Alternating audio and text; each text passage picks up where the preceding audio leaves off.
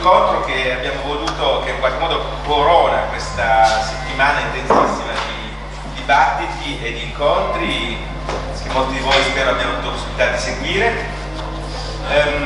Andrea Illy l'abbiamo coinvolto per il seguente motivo, perché è un vero testimonial di come un'impresa possa comunicare, possa far parlare di sé e possa al tempo stesso diventare un global player al punto di trascinare con sé altre aziende. Poi Andrea Illy ci spiegherà bene che cos'è Alta Gamma, che è una sorta di consorzio, chiamiamo così, che vi presiede.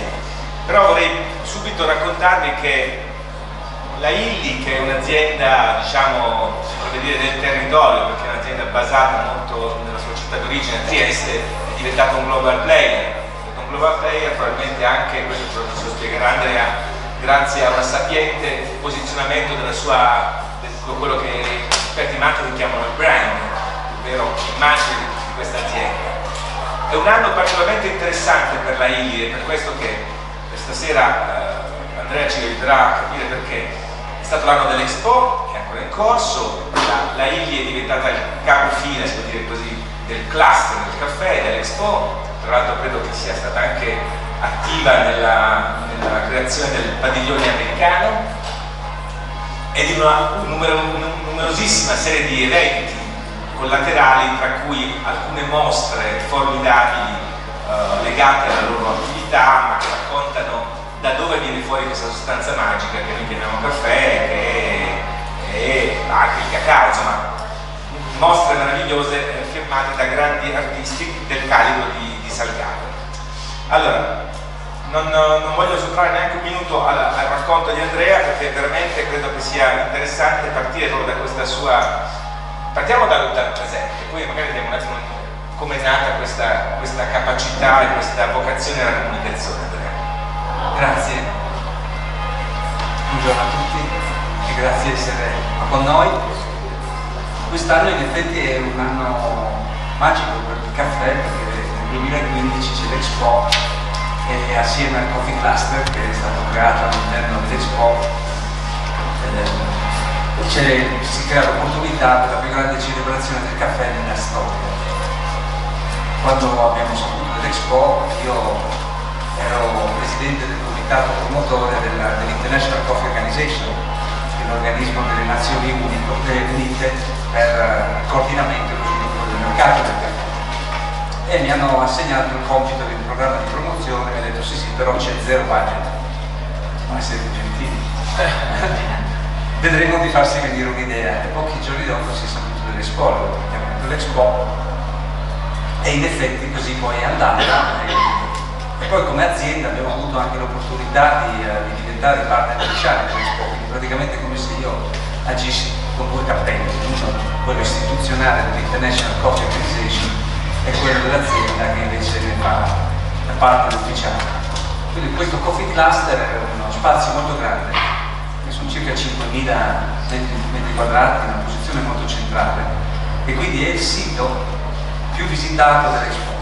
Noi chiudiamo domani i primi 3 milioni di visitatori, quindi fa quasi il 40% degli ingressi dell'Expo che passano da noi, e quindi questo crea l'opportunità non solamente di fare una grande celebrazione del caffè dal punto di vista dei numeri, la durata, la grandezza dello spazio, il numero di visitatori, il più grande incontro tra paesi produttori di caffè, che sono circa una sessantina nel sud del mondo, con i paesi, con un gran numero di paesi consumatori, perché sono circa quasi una quarantina di paesi produttori di caffè su un totale di 140, quindi veramente un evento di una grandissima importanza, talmente importante da aver indotto il già premier Enrico Letta ad invitare a suo tempo l'International Coffee Organization ad organizzare una grande conferenza a Milano in concomitanza con l'Expo.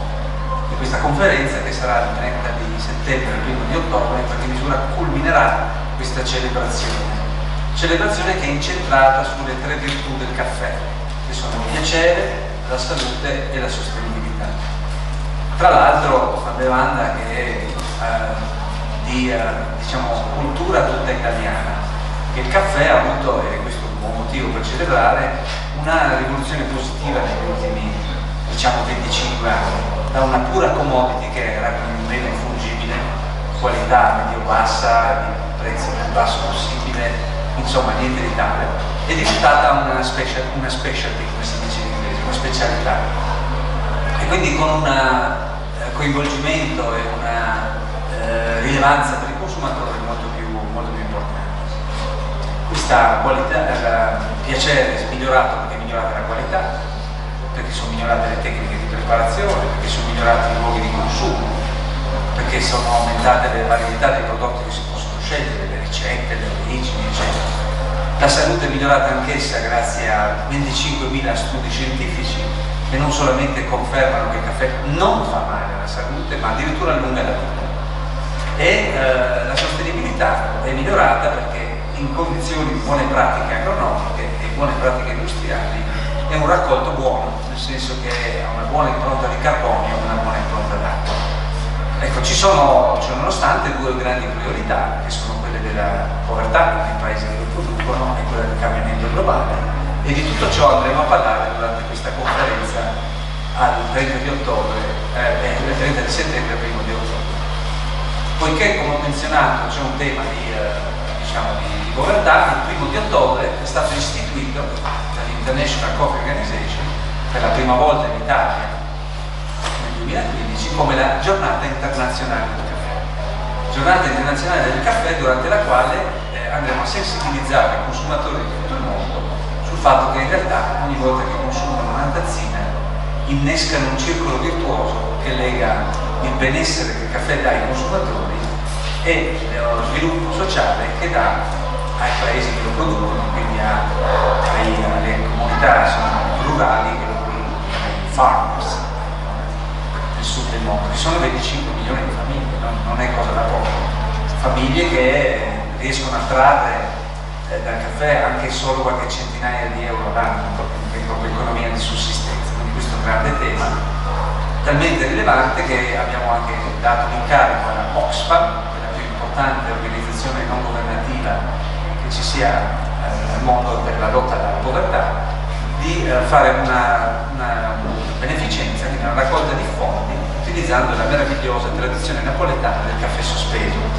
Quindi il 1 di ottobre i consumatori di tutto il mondo avranno l'opportunità, molto agevolmente con il telefonino, di donare un caffè ogni volta che ne consumano uno, e la raccolta dei fondi verrà poi utilizzata per ridurre la povertà nei paesi che producono. Quindi tutto questo Milano 2015 Expo.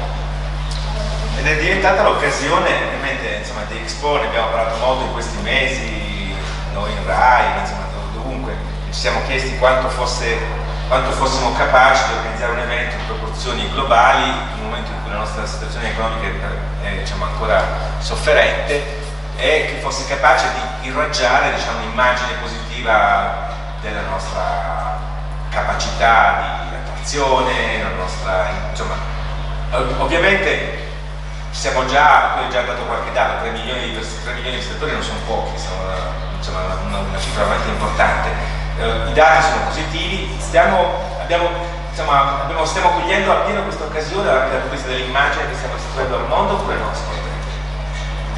Sì, abbastanza, nel senso che gli stranieri verranno soprattutto il mese di settembre e di ottobre. C'è stato un periodo in cui c'era poca notorietà dell'Expo fuori dall'Italia, anche perché il periodo in cui si sarebbe dovuto fare campagna era il periodo in cui c'erano parecchie informazioni negative legate agli scandali che ci furono, anche esagerati, ahimè, un po' dovuti alla tipica contropubblicità che fanno di se stessi gli italiani. Però adesso si è sparsa la voce di qualcosa di eccezionale, perché l'Expo, non so chi di voi c'è già stato. Chi di voi c'è stato? Vediamo un po', quanta gente c'è stata più o meno? Beh, insomma, non abbiamo male, un buon 15-20% in questo nostro panel qui.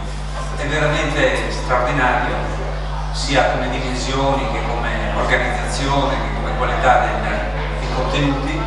Ha un buon equilibrio tra il lato ludico, se vogliamo, e quello più istituzionale, quindi vengono trattati temi importanti, perché l'esposizione universale, la cosa più notata che esista, non ci sono esposizioni esposizioni, fiere più importanti di quelle universali.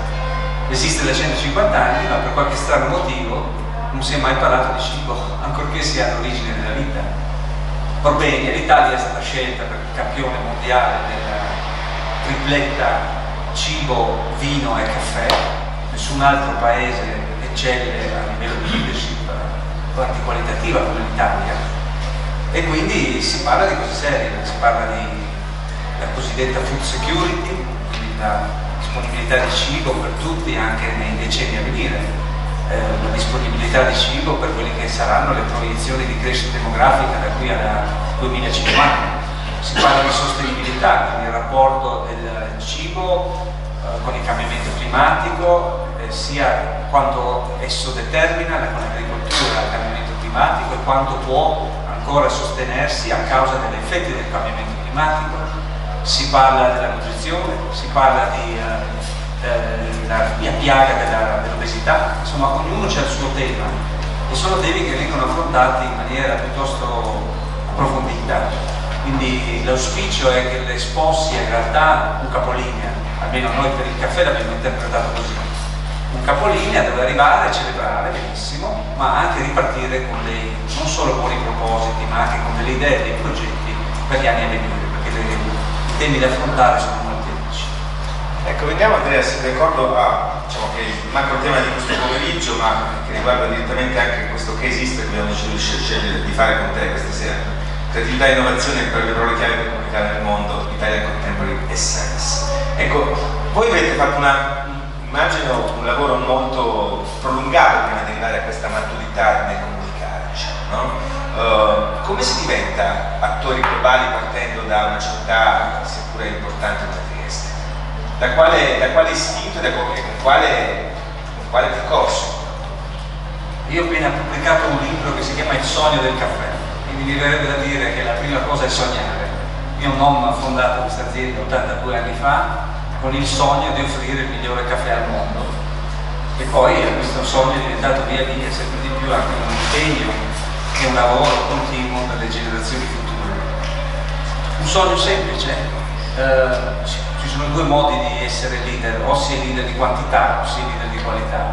Lui ha scelto fin dall'inizio di puntare alla qualità, e quindi il fatto di perseverare per 80 anni con esattamente la stessa idea, la stessa formula, senza deviare dalla promessa e senza deviare soprattutto da quello che è l'offerta, in coerenza con la promessa, si stratifica via via, no? Si dice butta, scava un lapide, no? Questa è l'espressione latina.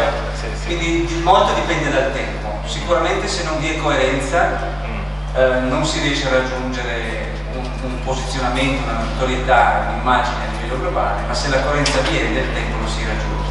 La coerenza naturalmente bisogna averla nello spazio e nel tempo. Lo spazio intendo dire tutto quello che si fa deve essere coerente con un'idea, tutto deve ricondursi, poi sia esplicitamente o implicitamente, ma tutto deve ricondursi a quella value proposition che dà poi luogo al posizionamento. E nel tempo non bisogna deviare.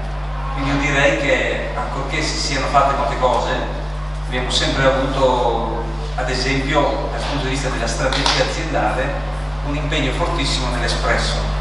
Noi siamo come azienda gli alfieri dell'espresso italiano, a partire dal nonno stesso che ne fu il reinventore, diciamo così, perché prima di lui l'espresso esisteva già ma non aveva la pressione. Lui fu quello che introdusse la pressione, introducendo la formula che tutt'oggi conoscono dell'acqua a 9 atmosfere e 90 gradi, in maniera da avere un caffè non troppo caldo, perché sennò diventa bruciata la mano, e molto cremoso grazie alla pressione. E da lì portare questo espresso italiano come pionieri per la prima volta in Olanda 54 anni fa, per la prima volta in Germania. È stato il primo paese l'Olanda. In assoluto, ma il primo ad arrivare il torrefattore italiano cos'è l'Italia. Il primo ad andare negli Stati Uniti, quando non esisteva ancora quello che sono diventati poi gli specialty coffee americani. Il primo ad andare in Giappone, il primo ad andare in Cina, il primo ad andare dappertutto. E con questo si arrivava anche con un po' una cosa totalmente nuova che tendeva a spartire un po' i mercati abituati al loro consumo abitudinario. Quello che poi succedeva è che con la logica come dire, complessa della competizione nei mercati, quando noi andavamo da qualche parte, alcuni, quantomeno i più importanti dei 1000 torrefattori italiani, venivano poi a seguire, no? E quindi tu potevi immaginare che ti arrivava, non so, in un mercato come, non so, prendiamo la Corea del Sud, arrivavano nel giro di 1 o 2 anni 5-6 torrefattori italiani, tutti quanti che cominciavano a tappezzare il paese con le insegne nei bar, nei ristoranti, nelle fiere, eccetera. A questo punto, poiché non c'erano, come dire, le proibizioni di andare a fare il caffè italiano, anche i locali si mettevano a fare il caffè locale, e nel giro di 2 o 3 anni il mercato era trasformato. E quindi questo ha creato moltissimo, diciamo, chiamiamola animazione, se certo. Quindi siete stati un po' degli apripista, diciamo così, sia per i, diciamo, i vostri colleghi italiani che cristiani. Sì, questo posso dirlo con fierezza, insomma. È stato mio padre in particolare. Il padre, come leggerete nel libro, ha cominciato a percorrere le strade bianche di Topolino, in giro per tutta l'Europa, a portare il caffè da Trieste in Europa, in Olanda, in Germania, eccetera, a 20 anni, insomma. Quindi poi è stato il primo andato negli Stati Uniti, insomma, ha fatto moltissimi viaggi. Negli Stati Uniti mi è capitato un aneddoto di andare per la prima volta a San Francisco e uscire dal taxi, e passava una macchina che tira giù il finestrino e alza la mano e dice: "Ehi, dottorino!" Eravamo appena arrivati dall'Italia, io arrivavo per la prima volta appunto a San Francisco e mi ritrovo che mio padre era più conosciuto a San Francisco lì che non nelle nostre città, quindi era abbastanza sensazionale questo impegno, diciamo. E poi la generazione futura continua, perché siamo dei grandi viaggiatori, ogni settimana si va da qualche parte, lunedì e martedì ero in Etiopia per parlare di questi temi. L'Etiopia è il paese produttore per eccellenza, dimmi se sbaglio. L'Etiopia è il paese dove è nata la pianta del caffè. Ecco. E dove ancora oggi si fanno i caffè tra i più buoni del mondo, veramente il paese emblema, secondo me. Sì. Allora, la cosa curiosa di questo settore di imprese, diciamo, che appunto basato a Trieste, avete capito dalle parole di Andrea quanto è globale anche, diciamo, la base del mercato, cioè la ricerca del caffè di miglior qualità. Quindi con quanti paesi avete interagito, diciamo, questi produttori? Paesi produttori che producono, noi compriamo da circa una ventina di paesi. Ecco. Quindi noi abbiamo fatto la scelta di avere un unico blend, perché se deve essere il migliore non può che essere uno, quindi uno unico per tutte le occasioni di consumo. E questo blend è fatto di 9 ingredienti che provengono da una ventina di paesi. Che è il classico caffè che prendiamo in quelle scatole di alluminio molto belle, eleganti e anche funzionali, diciamo. Che è lo stesso del bar, che è lo stesso delle capsule, che è lo stesso che si beve in lattina, non va bene, lo stesso dappertutto. Quindi mercato globale rispetto ai paesi di produzione, mercato globale rispetto ai paesi di esportazione, diciamo, di consumo. Quelli sono 140, più di 140. Praticamente tutti, diciamo. No, sono 196. La Corea del Nord, diciamo. Esatto, per esempio. E alcuni veramente hanno condizioni da non avere proprio uno sviluppo economico tale da importare un prodotto come il caffè. Quindi sono 144, il che fa di Illy la marca più globale al mondo di caffè. Non c'è nessun altro marchio che sia così globale come noi. Ecco, voglio prendere 2 esempi. Tempo fa ci siamo sentiti, mi hai detto che i vostri mercati più importanti, no, di esportazione sono Stati Uniti e Cina, o meglio quelli che crescono di più forse. Gli Stati Uniti è quello più grande, la Cina è quello che cresce di più. Ecco. Sono 2 paesi agli antipodi, lo sappiamo, diversissimi non solo come consumi, ma anche come atteggiamento rispetto agli oggetti, alla quotidianità, no? Come ci si fa a posizionare e a creare, come dire, un prodotto che vada bene per gli uni e per gli altri e che sia facile da capire per gli uni e per gli altri? Cioè, che lavoro, avete fatto un lavoro dovuto solo semplicemente alla qualità o avete dovuto raccontarvi per creare l'attenzione di cui avevate necessità? Nella strategia globale, che vuol dire che il cosiddetto marketing mix è lo stesso in tutto il mondo, quindi prodotto, prezzo, comunicazione, tipo di distribuzione, però la tattica, se vogliamo, l'esecuzione è local, quindi c'è la strategia globale e l'esecuzione locale e ci sono degli adattamenti. Ad esempio negli Stati Uniti, contrariamente ad altri paesi, l'espresso non ha preso piede al punto da diventare il modo prevalente di preparare il caffè. Sono molto ancora legati al caffè bevanda calda preparato con il filtro, quindi abbiamo deciso di fare il caffè filtro. Quando siamo andati all'inizio degli Stati Uniti eravamo così, se vogliamo, rigorosi dal punto di vista strategico, che nemmeno il cappuccino gli volevamo offrire. Poi abbiamo fatto il cappuccino e abbiamo fatto anche il caffè filtro. Ecco, quindi diciamo che c'è un adattamento a quelli che sono la cultura e i costumi locali, che però è accompagnato sempre da uno sforzo diciamo formativo, educativo, divulgativo di quella che è la forma migliore e autentica, se vogliamo, italiana di consumare il caffè. Quindi noi proponiamo sempre l'espresso come il modo migliore di consumare il caffè, perché la quintessenza è l'elisir, dove ci sono i migliori aromi, dove c'è questa corposità che dà questa consistenza vellutata. Glielo facciamo assaggiare, se poi uno preferisce metterci il latte o anche lo zucchero oppure fare un caffè filtro, ben venga, purché lo standard qualitativo nostro sia sempre rispettato. E questo sforzo formativo ci ha portati via via, che crescevamo nei mercati internazionali, oggi facciamo quasi 2/3 delle vendite fuori dall'Italia, ci ha portato via via a, insomma, abbiamo deciso nel 99 di costruire l'Università del Caffè, che è l'unica che esiste al mondo, che ormai ha 25 sedi nel mondo, che forma, quest'anno faremo ben più di 30.000 persone con l'Expo, perché abbiamo i corsi dell'Expo, ed è organizzata in 3 dipartimenti. Uno è il dipartimento per gli agricoltori, quindi noi insegniamo agli agricoltori a come fare il caffè secondo i nostri standard qualitativi. E il secondo dipartimento è quello per gli esercenti, in maniera da farli diventare degli intenditori del caffè, per non solo trattare ma anche servire e spiegare nel modo adeguato ai loro consumatori. E infine ai consumatori stessi che desiderano diventare degli intenditori, saperne di più. E i corsi vanno dal più semplice corso introduttivo, che si chiama dalla pianta alla tazzina, che dura mezza giornata, al corso introduttivo, fino al Master in Coffee Economy and Science, che è un corso post-universitario per laureati di discipline, di tutte le discipline, che poi andranno a diventare i grandi professionisti del mestiere. E questo è l'unico che esiste al mondo, ce l'abbiamo a Trieste. E questo è un altro elemento che vi faccio notare, cioè quando uno prende una filiera, in questo caso il prodotto del caffè, e riesce in qualche modo a interagire con tutta persino la formazione, questa è una novità, diciamo, no? In effetti crea qualcosa che di unico e forse anche di irripetibile, no? Però in prima dell'America, chi di voi ha già recentemente avete visto quando la parola espresso è diventata proprio comune, no? Anzi, la parola espresso ormai sostituisce il caffè nei locali più di moda, quelli più chic, diciamo così, no? Nessun ristorante, nessun bar di un certo livello a New York o a San Francisco ti propone a cup of coffee, ti propone l'espresso, no? Perché è veramente, avete creato intorno a questa parola magica l'idea di quello che è, c'è un'eccellenza assoluta, anche se poi ci sono quelle derivazioni strane, caffè latte, come dicono, caffè latte, no?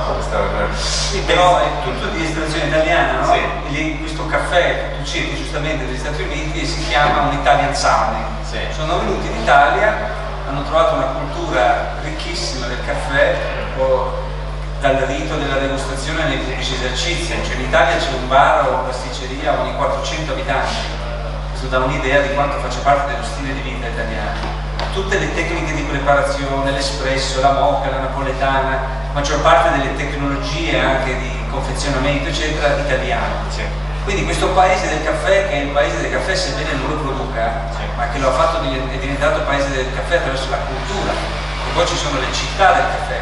Mi viene in mente Edoardo De Filippo quando ha fatto diventare Napoli città del caffè, riconosciuta nel mondo intero. Venezia piuttosto con i suoi caffè, piuttosto che Trieste, che verrà celebrata proprio a partire da lunedì 21, quindi sarà martedì, aprirà questa grande mostra Trieste, capitale del caffè. Quindi sono venuti, gli americani si sono ispirati in Italia, che tutti adorano l'Italia e il suo stile di vita, e non trovando nessun ostacolo dal punto di vista normativo, della proprietà intellettuale, delle denominazioni di origine, niente, insomma, hanno copiato e hanno fatto il latte, il cappuccino, l'espresso, il barista, tutti questi nomi italiani, hanno poi imbastardito la formula in maniera americanizzante, in maniera totale, però è rimasto l'Italian Sounding. Questo però sta creando, anche grazie all'Expo quest'anno, è uno dei motivi per cui lavorare solo ed essere ottimisti, un'opportunità adesso dopo tanti anni anche per far conoscere quello che è l'autenticità e la migliore qualità che viene effettivamente dall'Italia, e quindi aumentare l'esportazione. Ecco, hai detto la parola magica del settore agroalimentare, cioè Italian Sounding, ovvero il falso italiano, quello che è il parmesan, no? Piuttosto che il prosciutto canadese fatto in Canada, il prosciutto di Parma fatto in Canada. Noi abbiamo perso certamente degli anni da quel punto di vista, no? Nella difesa di una certa nostra originalità e nella difesa del nostro prodotto specifico, diciamo, no? Perché sono degli anni in cui nessuno badava che si usassero marchi e loghi italiani anche sproposito, no? Questa occasione dell'Expo, l'hai già detto tu, è un'occasione per ripartire, no? Cosa suggeriresti di fare da questo punto di vista? Diciamo, nella tua esperienza, a prescindere dal settore del caffè, insomma, ci sono delle cose specifiche che tu vedi che vanno subito, diciamo, emendate o comunque migliorate? Sul caffè direi che le vacche sono fuori dalla stalla e non so per quale motivo altri, diciamo, treni siano stati persi, come quello della pizza piuttosto che quello del parmesan che tu menzioni o tanti altri prodotti. Di sicuro nel nostro settore il treno è stato perso per lo spiccato individualismo italiano, che impedisce di capire che talvolta che per competere bisogna adottare non solo la competizione ma anche la cooperazione, che fondendo le due parole viene fuori coopetizione, che vuol dire collaborare assieme ai colleghi, non in competizione necessariamente, per ciò che da soli non si potrà mai fare, e poi competere per le rispettive prerogative. Ecco, questo pensiero, che poi tanto difficile non è, agli italiani non risulta facile di gesto. Quindi noi abbiamo tentato... È un fatto antropologico? Penso che sia un fatto antropologico, penso decisamente, poi ne possiamo parlare. Dico solo che abbiamo tentato di proteggere la denominazione espresso italiana, la denominazione addirittura quello napoletano, perché quello italiano è stato rifiutato, abbiamo provato quello napoletano e abbiamo sempre trovato i piccoli egoismi, le piccole paure, le piccole lotte di campanile che hanno impedito, purtroppo, quando bisogna fare delle normative che proteggano la proprietà intellettuale di quello che è diciamo, un immaginario comune come quello del caffè italiano, bisogna essere all'unanimità, addirittura mi pare di ricordare, bisogna essere tutti assieme, e se questo viene a mancare non si fa, e così non si è fatto, e questo mercato è diventato un mercato prevalentemente di produttori stranieri per adesso, però sono convinto che si può ancora rivaleggiare e anche prendere un bel riscatto.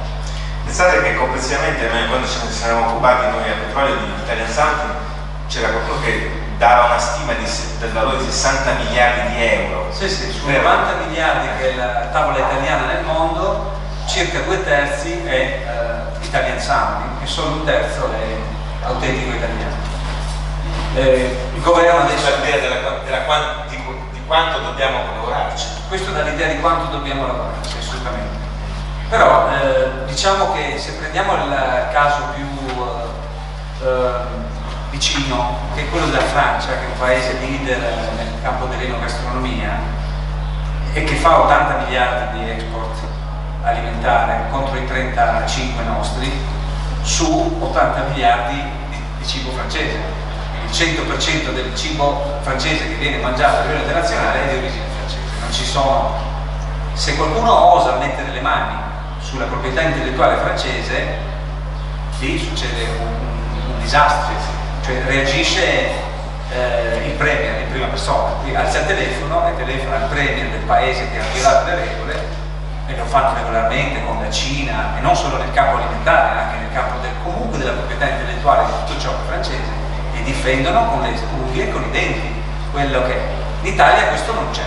Credo che abbiano addirittura degli ispettori, come del 007, che si occupano del marchio champagne, andando nei negozi di tutto il mondo a verificare che lo champagne, che usa la parola champagne, sia di quella origine lì, non d'altra. Però hanno anche altre due cose. Hanno un'agenzia dedicata alla promozione della enogastronomia francese, focalizzata solo e esclusivamente su quella, quindi sarebbe l'equivalente della nostra ICE, però fa solo l'agroalimentare, si chiama Sopexat e ha un budget di 90 milioni di euro, che è circa 20 volte quello che aveva fino all'anno scorso l'ICE, per fare tutti i settori.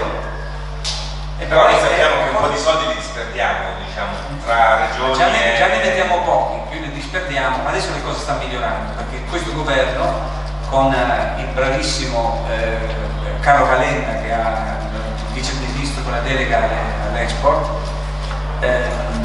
ha fatto questo piano straordinario per il Made in Italy con consistenti risorse, sono 160 milioni nei prossimi anni, e stanno facendo un lavoro come va fatto. Naturalmente è tardivo, perché se l'avessimo fatto prima non avremmo perso tutto, avremmo potuto conquistare più posizioni e faremmo oggi un lavoro più di mantenimento che non invece di recupero. Però diciamo non è mai troppo tardi. Ecco, una terza cosa che hanno i francesi, e che solo adesso gli italiani stanno cominciando pian piano ad avere, è la distribuzione. Perché i francesi hanno un'idea in testa, che è la grandeur, dicono no, noi dobbiamo essere il numero uno. Quindi se devono portare i loro cibi nel mondo, fanno la distribuzione francese. I due gruppi, Carrefour e Auchan, sono dei grandi leader della distribuzione organizzata a livello mondiale, sono presenti in India, in Cina, negli Stati Uniti, dappertutto, e ovviamente che prodotti pensi che portano? Portano i prodotti francesi sul piatto d'argento. E con l'Italia questa cosa non ce l'ha. Adesso è recente il successo, ancorché piccolo ancora, perché si tratta di singoli punti vendita, di Italy, che Italy doveva arrivare 30 anni fa per poter, e doveva arrivare anche qualche concorrente di Italy, non solamente quello per ottenere per poter gareggiare ad armi pari con i francesi.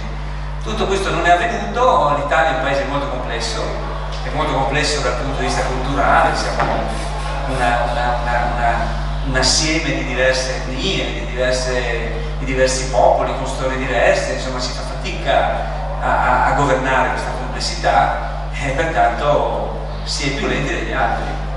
Ecco, hai citato i Tigri e naturalmente Farinetti, che recentemente mi ha detto abbiamo finalmente vinto la battaglia del marchio, è stato creato quindi un vero e proprio marchio italiano in grado di soddisfare, cioè cos'è, una specie di logo, non so esattamente, o proprio un bollino, diciamo, no?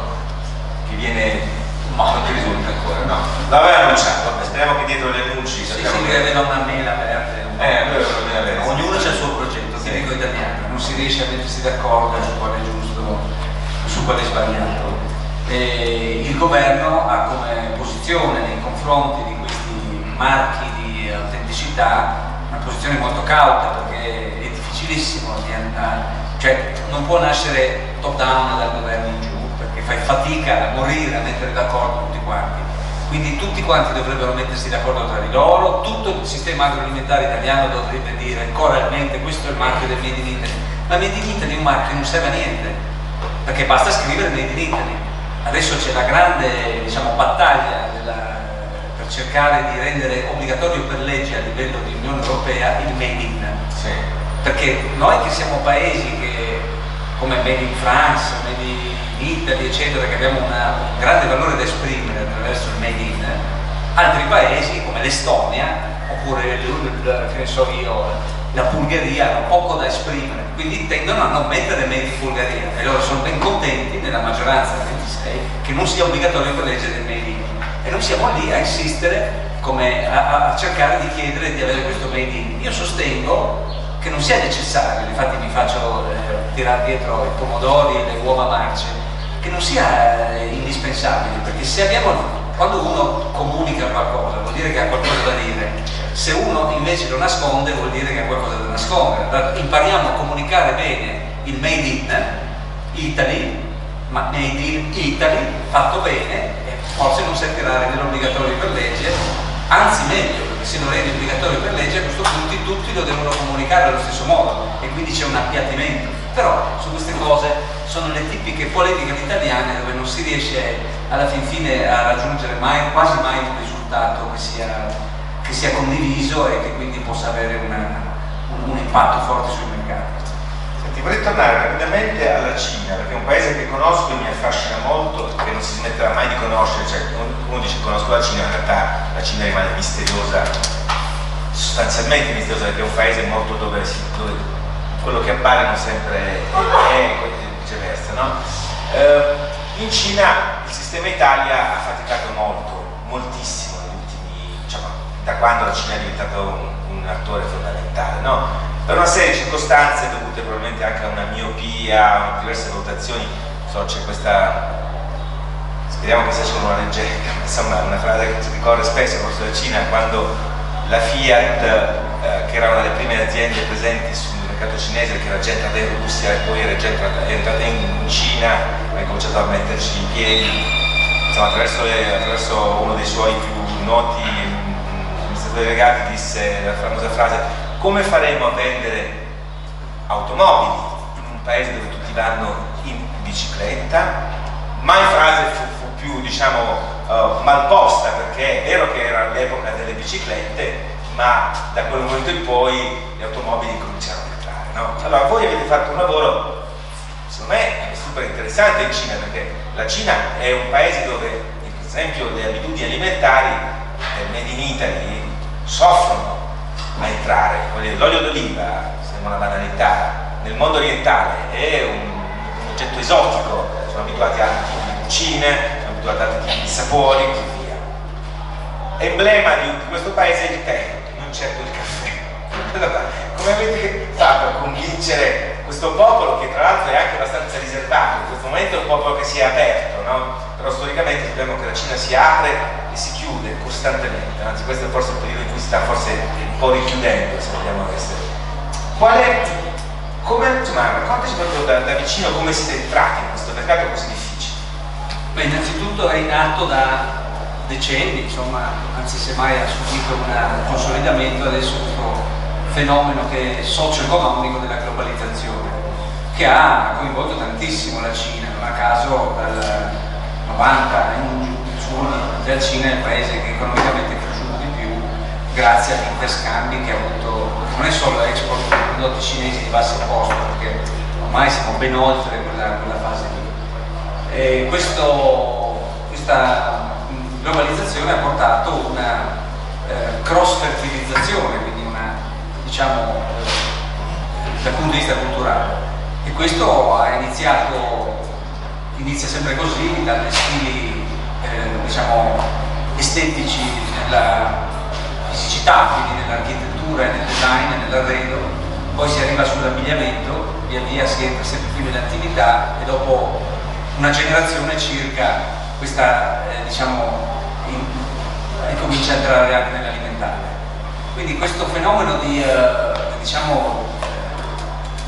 scambio culturale che c'è stato con la Cina, con l'Asia in generale, che ci vede a noi mangiare molto più cibo cinese. Penso che ormai ognuno di noi vada a mangiare, non so, cibo asiatico almeno una volta al mese, e ci sono ristoranti dappertutto.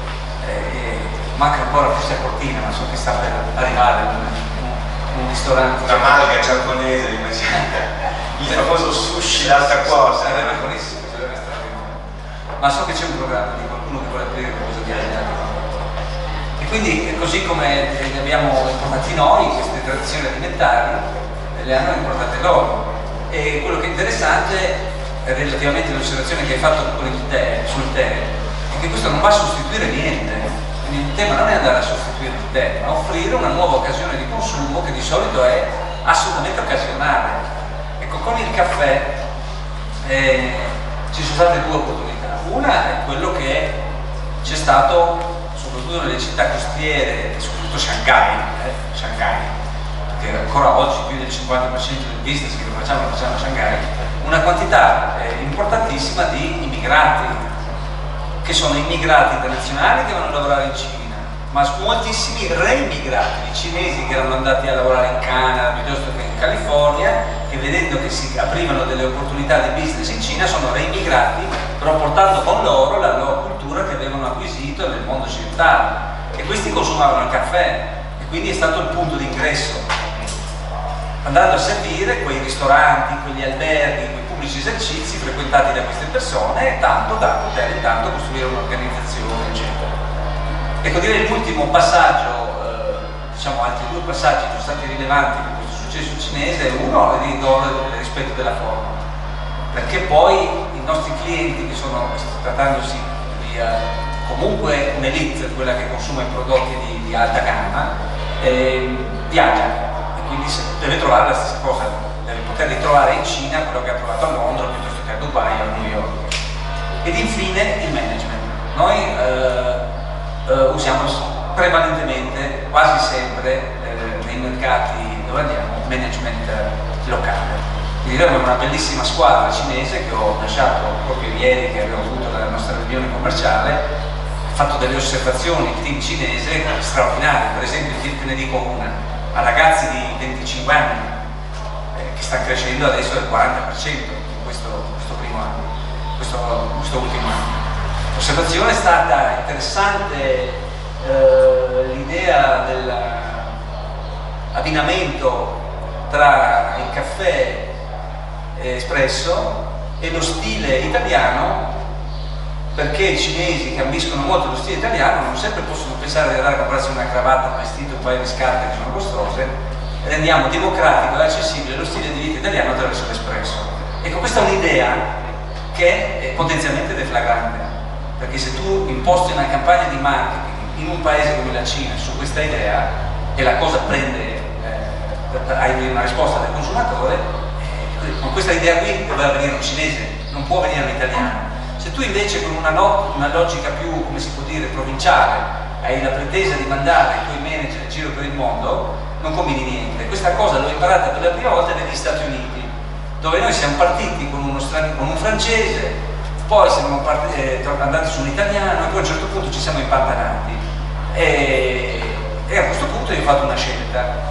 Ho fatto una scelta di andare con un manager americano, che naturalmente nel posto dove era situata l'azienda, che era all'inizio Scottsdale in Arizona, non ci sarebbe mai voluto venire, perché eravamo troppo piccoli e non eravamo idea. Ho detto facciamo così, sposto l'azienda a New York, così mi potrò pagare un manager americano. Ho gestito io l'azienda per 6 mesi andando su e giù, 2 settimane qua, 2 settimane là, sono riuscito a trovare il manager giusto, americano, e da lì il business è poi partito. Quindi tu ti devi diventare interculturale, cosmopolita, se vuoi esportare veramente. Se vuoi diventare globale devi essere con una cultura globale. Molto interessante. Prima, a proposito appunto dei clienti del caffè, hai dato questa definizione di alta gamma, no? E alta gamma è diventato a sua volta un brand, come possiamo definirlo, un cappello, no? Sotto il quale si uniscono credo più di 80 aziende. Sì. Ecco, allora, questo è un altro case history che secondo me è interessante da sviluppare, perché potrebbe essere quel superamento dell'individualismo a cui tu hai fatto riferimento, cioè questa incapacità di far sistema pur competendo magari in settori analoghi o addirittura gli stessi settori. Cos'è Alta Gamma, come funziona e a che punto siete? Alta Gamma è una fondazione che rappresenta l'alta industria culturale creativa italiana, quindi l'industria dello stile italiano. Si chiama così industria culturale creativa secondo quelli che sono i principi dell'Unione Europea, perché il fatto di essere riconosciuti industria culturale ha una certa rilevanza. Si tratta di settori come la moda, il design, l'alimentare, l'ospitalità, i motori, la nautica, la gioielleria, la cosmetica, la cultura medesima, il turismo fa parte dell'ospitalità, quella dell'alimentare, eccetera. E quindi l'Italia è un mercato molto grosso, questo a livello mondiale, è un mercato di oltre 1 trilione, è un mercato che fa più del 50% del PIL italiano. Più alta è la quota di mercato che riusciamo ad avere, meglio è.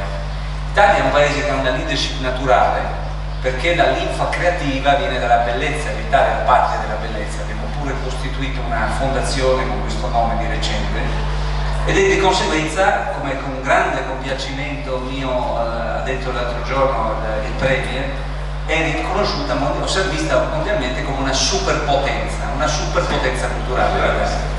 Quindi l'Italia, paese della bellezza, superpotenza culturale, grazie a un vantaggio che è endogeno, che che nel Mediterraneo, crogiuolo della civiltà, l'Italia ha una posizione baricentrica, 3000 anni di storia, patria della bellezza, ha tratto dei migliori menti.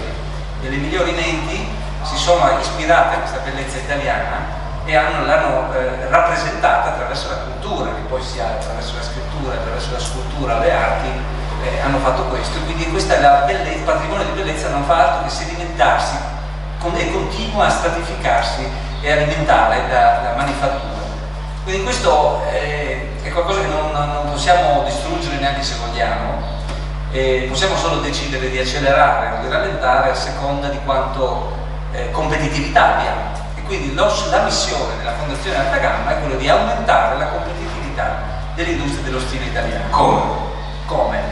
Attraverso, e attraverso di ciò dare un contributo positivo all'economia italiana, perché 10% di quota di mercato che abbiamo in questo comparto dell'industria culturale creativa vuol dire che noi facciamo 100 miliardi, vuol dire che facciamo 5% di PIL, vuol dire insomma, e se cresciamo possiamo anche raddoppiare, magari a medio termine, dare un contributo anche al rilancio economico dell'Italia attraverso un comparto che è possibile, perché ciò che è difficile fare è competere con i cinesi, con i coreani sull'industria di basso costo, perché la manodopera oggettivamente in Italia costa e perché le condizioni, perché i costi di meno non ci sono.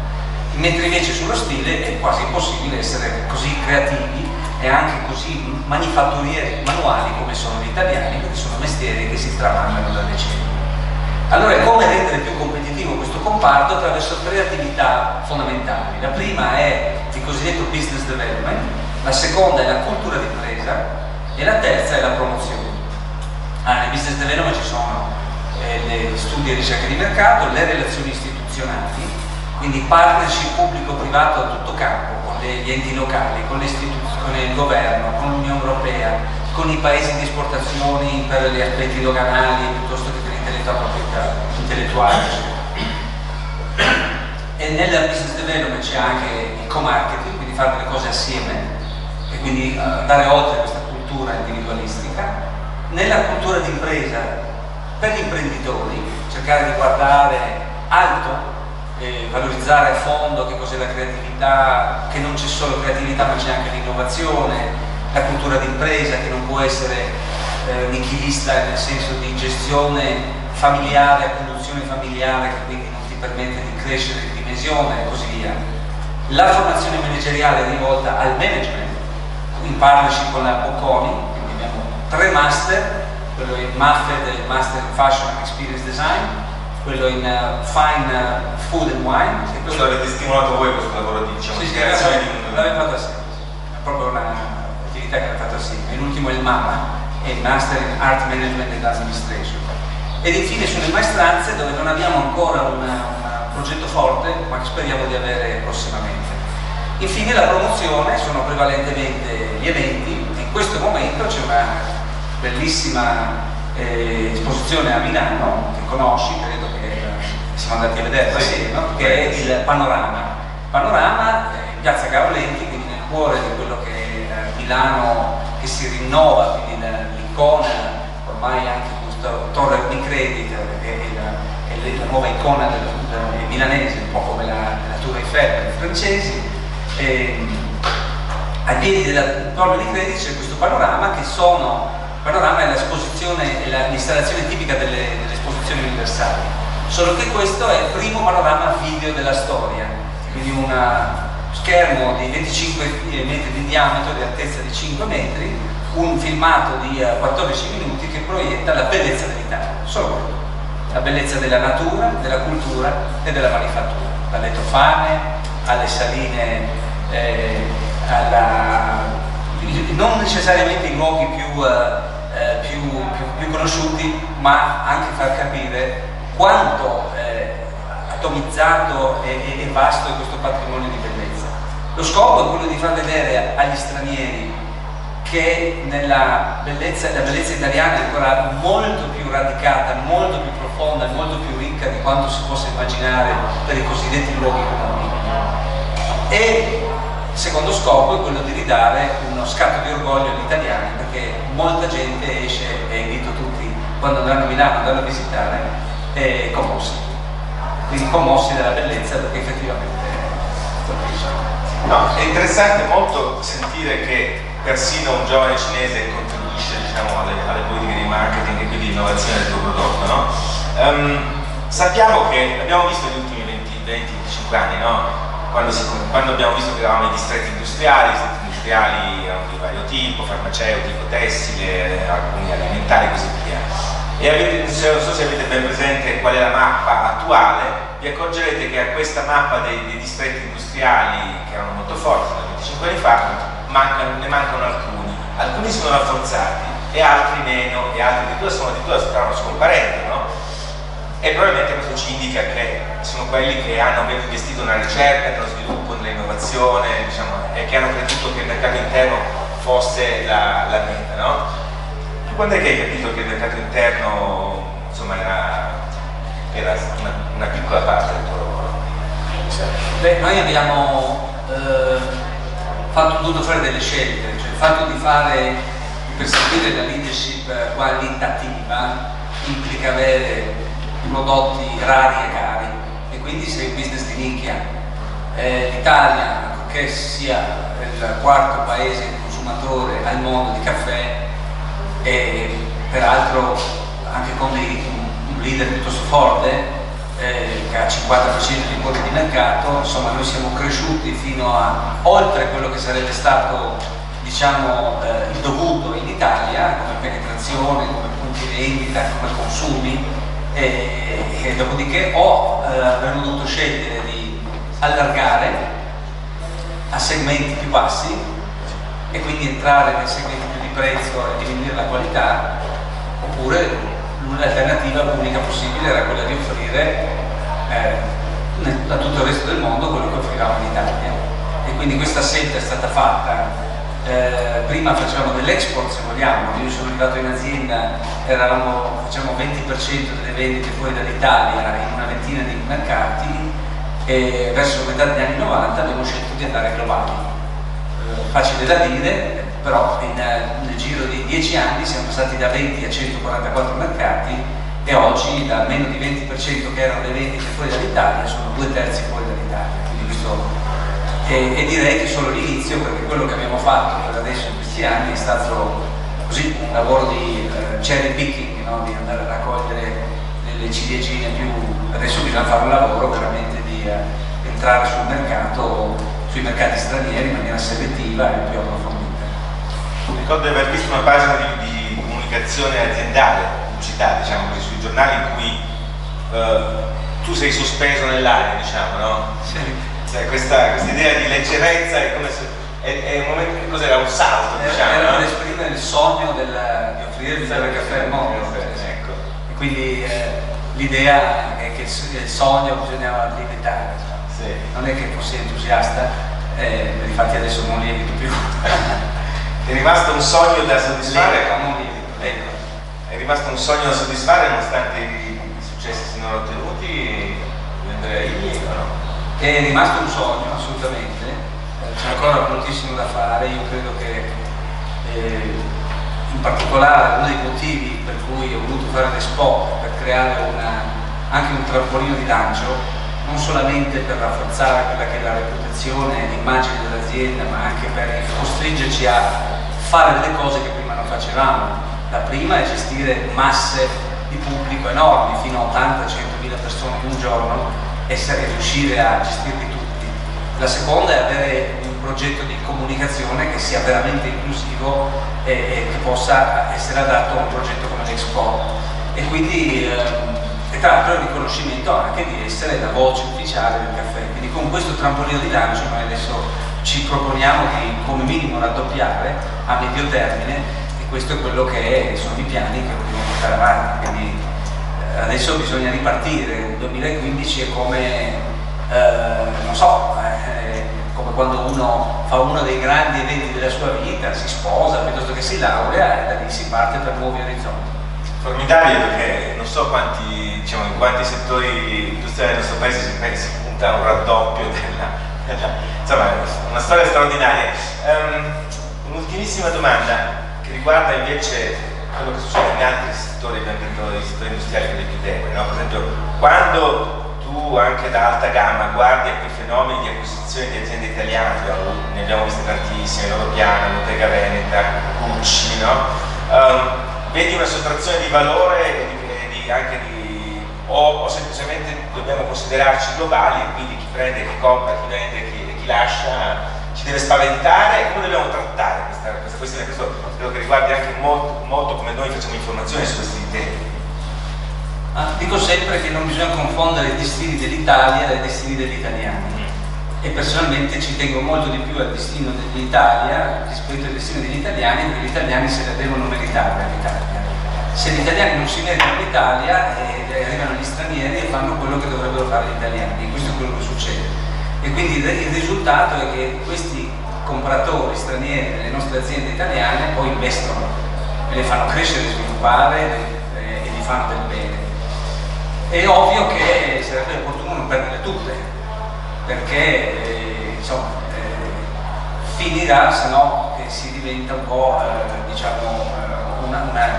una manifattura di grandi gruppi industriali stranieri. Questo fa parte della globalizzazione, non è un fenomeno che sia patologico ancora, anzi l'Italia è sempre stata tradizionalmente molto indietro, molto restia agli investimenti stranieri in Italia, e che non ne ha mai fatto bene, perché in realtà la competitività di un paese è direttamente proporzionale agli investimenti stranieri nel paese medesimo. Quindi è qualcosa da quale noi dovremmo puntare, al fatto che stranieri vengono in Italia a comprarci le aziende, ed è evidente che se vengono e comprano vuol dire che ci trovano del valore in queste aziende, ed è evidente anche che comprano i gioielli. Io credo, come ho detto, ho avuto modo di ripetere a tutti i premier da Mario Monti in avanti, da quando sono occupato di alta gamma, che il problema non è tanto di quante aziende riescono a nascere per soppiantare le aziende che non sono più aziendali. Quindi sto parlando delle condizioni di fare impresa, perché per ogni Bulgari, ogni Loro Piana, ogni Fendi che diventa straniera, io devo pensare di avere almeno una specie di griglia di partenza di cui da 10 a 3 a 1 a medio termine ci sarà la prossima Bulgari, la prossima Fendi, perché se no vuol dire che si impoverisce il paese. Quindi il tema da discutere è questo, ed è un tema di competitività che riguarda sia le istituzioni, quindi le condizioni per fare imprese sono vastissime, perché partono dalle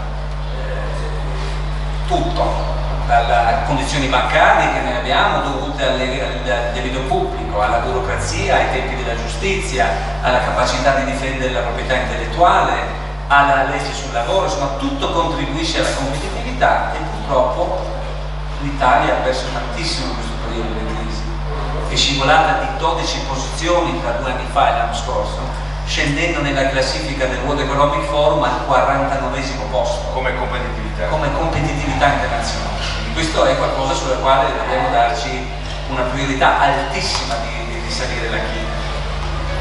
Della competitività a livello di imprese fa parte anche la cultura d'impresa che dicevo, perché se uno pensa che un imprenditore, che l'unico modello possibile sia quello dell'azienda 100% familiare e a conduzione familiare, nel senso che il manager è il padrone dell'azienda e non c'è una governance, un consiglio di amministrazione, non c'è un management, non c'è niente, questo signore che farà l'accentratore di tutto potrà resistere finché la complessità sarà pari alla complessità che lui riesce a gestire, ma quando la complessità sarà superiore alle sue capacità si metterà alla ricerca del cosiddetto partner industriale, poi scoprirà purtroppo a malincuore che il partner industriale non esiste e che esiste solo un signore che gli compra l'azienda. Spero che questo messaggio ormai sia stato abbastanza capito, però non credo che sia finita l'ondata delle aziende che si metteranno in vendita. Brevissimamente, vedete l'ultimissimo, so che devi andare via. Siamo a casa, siamo a Cortina, no? Anche Cortina è un luogo importante nel nostro paese, ha una reputazione formidabile, insomma ci sono molte associazioni che lavorano, sappiamo che siamo tra l'altro ospiti in qualche senso di questa opportunità che ci ha dato, che è la calicentissima Stefanini, di parlare insomma anche di territorio. Però, so che tu lo conosci bene sul territorio, proviamo a dire alcune cose fondamentali che si potrebbero fare, diciamo, qui per esempio, per rivalorizzare, ma possono essere ripetibili anche in altri territori d'Italia, diciamo. Cosa ti viene in mente su? Cortina è proprio l'emblema, uno degli emblemi dell'Italia, patria della bellezza per eccellenza. Ci sono le più belle montagne del mondo a Cortina e grazie a questa bellezza è un luogo dove c'è molta cultura. Ecco, adesso si tratterebbe di investire quantomeno per mantenere il patrimonio di cultura e di bellezza che sia diventato nei secoli in questo luogo, perché effettivamente alcune cose stanno andando un po' in obsolescenza, quindi bisognerebbe investire molto semplicemente per offrire al visitatore internazionale, quindi darsi una prospezione ancora più internazionale di quanto già sia, perché sta crescendo molto, questo pieno di asiatici e di americani, sono sempre di più, ma si aspettano insomma un livello di servizio sia nei servizi pubblici, le strutture, i parcheggi, la viabilità, l'ospitalità, i ristoranti, gli impianti sportivi che oggettivamente non sono all'altezza di quelli che sono gli standard internazionali. Questo necessita di un piano di investimenti che auspico che adesso che si è creato anche l'ottimo pretesto dei mondiali di sci del 2021, che si attraggano un po' di investimenti sia privati che pubblici per rimettere in moto un ciclo virtuoso di investimenti, senza andare a come dire, espandere, quindi preservare ma rivitalizzare quello che c'è. Bene, avete visto che Cortina è riapparsa tra le righe di questa nostra conversazione. Che è un territorio di alta gamma. Che è un territorio di alta gamma, benissimo. Allora, grazie Andrea Illi di questa sua, diciamo, potrebbe essere una piccola lezione magistrale su come si guida, come si tiene la barra di un'azienda che è diventata importantissima e che ha una riconoscibilità in giro per il mondo. Devo dire, io viaggio spesso ancora, ho viaggiato ancora più in passato, ma mi è sempre meravigliato di trovare a volte posti veramente remoti, in alcuni casi una piccola insegna con il tuo cognome sopra e con questo bianco e rosso che mi ricordava il paese da cui venivo. Grazie Andrea Illi. Grazie a te. Innanzitutto do spazio, questa volta vi presento, era già qui con noi a Guido Guerzoni, docente universitario, e parliamo di come comunicare la cultura attraverso le tecnologie digitali, no? Che è un tema che sembrerebbe tecnico, diciamo, no? Non è semplicemente mettere un'immagine, una bella immagine d'arte sul PowerPoint e proiettarla, no? Qualcosa di più. Siamo una superpotenza culturale. Siamo una superpotenza culturale, l'immagine dell'Italia circola, ma forse non abbastanza all'estero. Io quando si fanno questi convegni, questi dibattiti, cito sempre un dato che era il sondaggio d'opinione fatto alla uscita del padiglione Italia a Shanghai. Avevano chiesto ai cinesi, ha fatto la MAC insieme al Politecnico di Milano di Shanghai, cosa avessero capito, e quando gli si chiedeva qual è il paese più bello d'Europa in quel caso, dal punto di vista paesaggistico, loro dicevano la Germania, è presente la Germania, perché avevano visto i castelli di Ludwig nei documentari che la CCTV, la televisione cinese proiettava. La penetrazione e la presenza di immagini della Germania in Cina è stata fondamentale per poi veicolare le Audi, che sono diventate le macchine più ambite dalla nomenclatura dei nuovi ricchi, oggi ci sono 3 stati di mezzo, insomma la cultura è veramente veicolare, no? E il mezzo digitale è un mezzo che serve a una sorta di autostrada, no? Che cosa c'è qual è la lezione che dobbiamo trarre? Io avevo preparato una sorpresa perché dovevamo parlare in 3 e poi ci siamo trovati a dialogare, forse è meglio per voi che siete stanchi, accaldati. Il tema era questo, per non smentire il ruolo nefasto delle presentazioni in PowerPoint. No, ma non c'è nulla contro di no, esiste in Svizzera un partito contro il PowerPoint, io parteciperei volentieri, potessi notarlo. La sorpresa è questo è un lavoro che abbiamo fatto di recente, sarà poi pubblicato dal Sole, sui Media Museum. Per parlare di digitale forse ha senso partire dalla vostra professione, di domandarsi perché in Italia non ne siano ancora arrivati. Io ho seguito 15 anni fa un progetto con la Fondazione Corriere della Sera per la nascita del primo museo dedicato alla storia del giornalismo. Insieme Bocconi era partner del progetto d'alta gamma, avevamo identificato la sede. Quella fu la prima occasione per iniziare a visitarli. E il digitale pone inizialmente questa questione intrigante.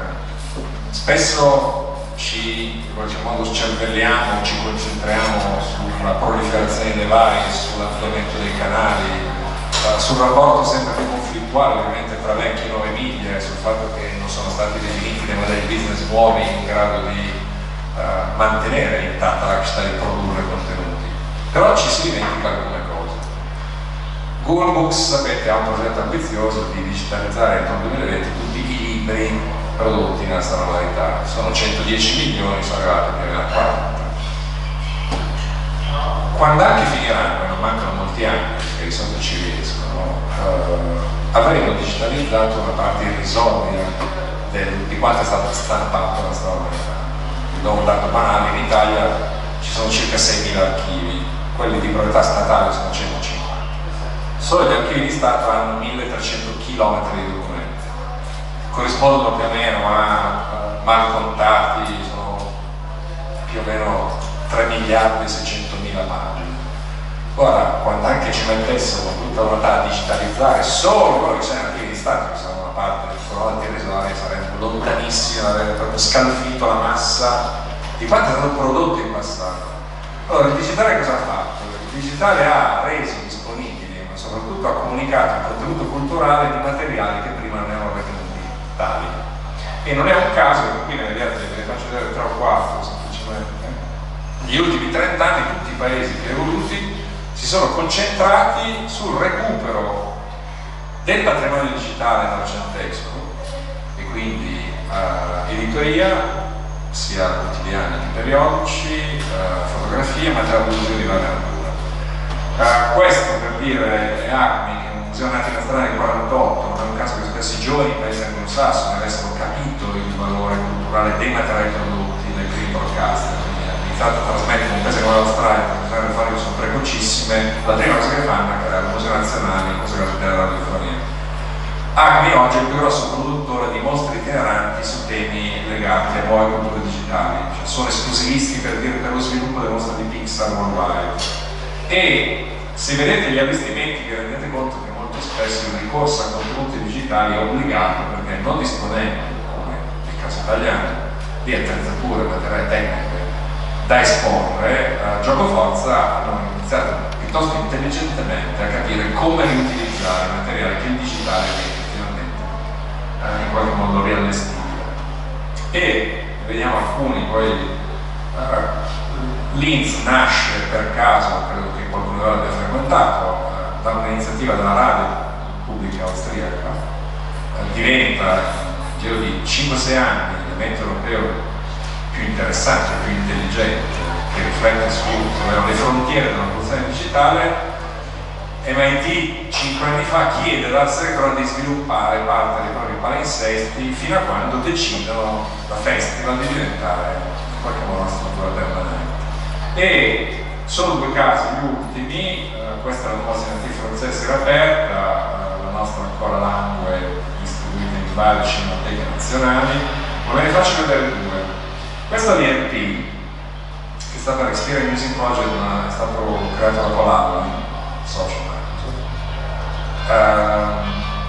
Qual è la missione dell'IRP? È da una parte di abbattere attraverso il digitale il diaframma tra cultura alta e bassa, e rendersi conto che oggi in qualche modo il digitale consente di rendere fruibile, o soprattutto elevare lo status di contenuti o materiali che prima nessuno si filava.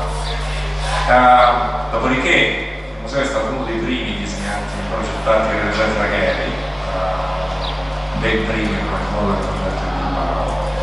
Sono disponibili tutti i materiali della storia della musica pop statunitense sul quadro digitale. La base contenutistica viene utilizzata quotidianamente per creare un palinsesto che poi viene trasmesso su vari device digitali, quindi hanno evidenza, canale web radio, web TV. Il digitale diventa cioè lo strumento per un versioning costante che alimenta una programmazione on-site fisica molto attrattiva, perché sono andate a recuperare i grandi protagonisti della scena splatter horror rosangelina, attori o sceneggiatori che nessuno conosceva, e il paradosso è che oggi il 90% dei studenti PhD che si occupano di media studies, che sono tantissimi, cercano esattamente quel tipo di contenuti, sono cioè interessati a quei protagonisti che reputano giustamente come i grandi protagonisti della storia culturale del Novecento, che non è fatta di storia politica e diplomatica, ma in larga misura è fatta dai protagonisti della scena media. E per chiudere, se poi vengo a un dialogo, questo, se riuscite ad andare a vedere, è bellissimo, era la sede ancora una volta dell'archivio radiofonico olandese, che decide, e qui tocco il secondo punto, di accogliere una richiesta del governo nazionale di far convergere sostanzialmente archivi, biblioteche e musei in un'unica struttura. Hanno digitalizzato centinaia di migliaia di ore, questo è stato fatto anche in Italia da RAI. RAI ha il miglior progetto pubblico di digitalizzazione, super largamente quello non ha digitalizzato in massa più di 300.000 ore in anni, quando BBC ti dava ancora notizia, e oggi sta digitalizzando in anni. Allora, su un modello simile inventano una struttura fisica in cui da una parte potete consultare i materiali, avete tutte le testate locali in formato digitale, tutte le emittenti commerciali, cioè la storia della cultura giornalistica novecentesca è disponibile in una sola sede. Ma al tempo stesso non ci si limita a una funzione di consultazione e di osservazione, ma diventa la base contenutistica su cui 130 curatori quotidianamente hanno un clock di programmazione molto ricco e molto intelligente. Allora, questa vi faccio degli ultimi due. Questo è il nuovo National Media, il vecchio museo della fotografia di Bradford, che è stato riaperto nel 2009. Parliamo tra l'altro di realtà che hanno investimenti colossali. Bradford, la riapertura è costata 150 milioni di sterline, è uno dei 7 grandi musei della scienza inglese, è di fatto diventato il museo dei media di riferimento anglosassone, ed è in assoluto forse il più bello dal punto di vista dei palinsesti della programmazione in Europa. Questo per denotare una diversa sensibilità. Vi faccio vedere l'ultimo. Questi sono i due famosi gemelli, sono i palinsesti, sono qua. Gli disegnati che c'è ormai, ce n'è uno a Los Angeles e uno a New York, sono identici. Nascono come musei di storia della televisione, poi una fondazione privata crea i Pali Center for Media Studies. Sono centrati usualmente sulla storia dell'emittenza televisiva e fanno il paio con un ultimo museo che volevo farvi vedere, perdonate la fretta, ma questo è quello di Chicago che è aperto in storia della comunicazione pubblicitaria. Questo credo abbiate visto, è il museo riaperto, la terza serie. Io ho visitato le due precedenti, la prima a Washington, la seconda a Arlington e l'essere tornato a Washington. Allora, il museo si occupa di fatto di storia del giornalismo e della libertà di informazione. È stato finanziato dalla fondazione, dalla più importante fondazione statunitense che si occupa di questi temi, è un'istituzione non profit che ha realizzato quel palazzo, sono più o meno 150.000 metri quadrati, loro ne occupano 10. Come si chiama la fondazione? Fondazione che si chiama Freedom of Speech, quindi è la fondazione che si occupa poi di vari temi legati al giornalismo e alla libertà di parola. E come vedete dagli allestimenti interni trovate ancora una volta tutta la storia dei media nazionali, tutti, dalle testate locali alle emittenze radiofoniche televisive, dove il digitale ancora una volta consente accessi diversi. Ci sono ovviamente giornalisti che per ragioni professionali chiedono di accedere a materiale archiviato, ci sono studenti universitari o studenti di PhD che fanno le tesi su materiale diversamente quasi irraggiungibile. Se pensate che in Italia i quotidiani che hanno digitalizzato sono probabilmente 3, c'è la Stampa, il Corriere, che tra l'altro non è ancora completamente consultabile, e il Sole, e poi resta consultabile su Microfiche. Bisogna ovviamente andare a trovarli, trovare il visore che funzioni e via dicendo. Ma è un patrimonio straordinario, e quello che volevo dirvi prima di chiudere questa prima breve introduzione è che soprattutto è fondamentale il concetto che è passato, che ciò che è stato prodotto dai media del Novecento è la parte forse più essenziale e importante del patrimonio culturale novecentesco. I mezzi hanno prodotto di fatto poi il contenuto culturale novecentesco. Poi ovviamente non possiamo trascurare le produzioni artistiche più canoniche di cui forse si voleva parlare all'inizio, ma oggi è passato questo messaggio. Non possiamo studiare studiare la storia culturale del Novecento, parlarne oggi, dimenticando questa legacy. E difatti tutti i paesi più avanzati stanno investendo cifre per molti versi incredibili nel recupero, nella messa a disposizione di questo patrimonio. Cioè il digitale ha consentito questo, di ridare voce a materiali che di solito giacevano abbandonati in luoghi inaccessibili. Oggi il digitale è soprattutto questo, cioè ha cambiato la natura dei contenuti ritenuti culturali, secondo alcuni con appiattimento, in realtà probabilmente allargando la platea dell'utenza. Scusate la link. Questa lezione, diciamo, musei, tra l'altro straordinaria, devo dire, non conoscevo quasi nulla di questi musei, che sono evidentemente importanti, ma non fanno parte della rete dei musei quelli più immediati, però vedo delle strutture formidabili, sono bellissime. Ecco, la lezione, diciamo, di museistica elettronica che ci hai prospettato, molto interessante. Che messaggio ha, diciamo, per noi che facciamo questo mestiere, come diciamo, no?